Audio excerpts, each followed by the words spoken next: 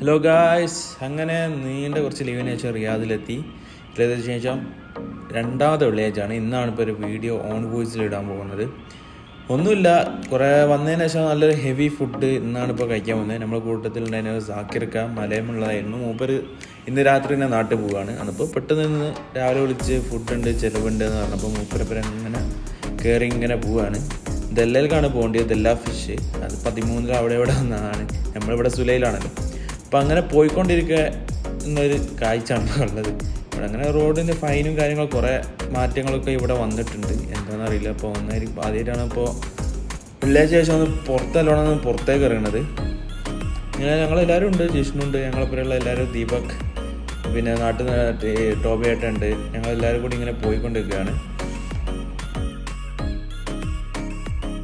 പിന്നെ വഴി അറിയാൻ കുറേ ബുദ്ധിമുട്ടി ലൊക്കേഷനൊക്കെ ഇട്ടിട്ട് അവിടെ ഫൈനലി ദല്ല ഫിഷിൻ്റെ ഫ്രണ്ടിലെത്തി.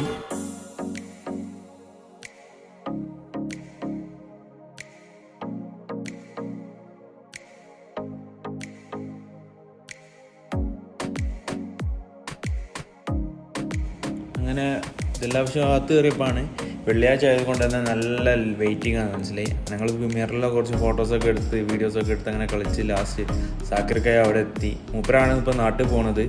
കുഴികളിലൊക്കെ കണ്ടു പരിചയം ഉണ്ടാവും.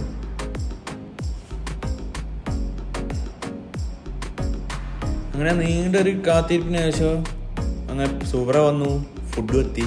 ഞങ്ങൾ ഫുഡും കഴിക്കുകയും ചെയ്തു.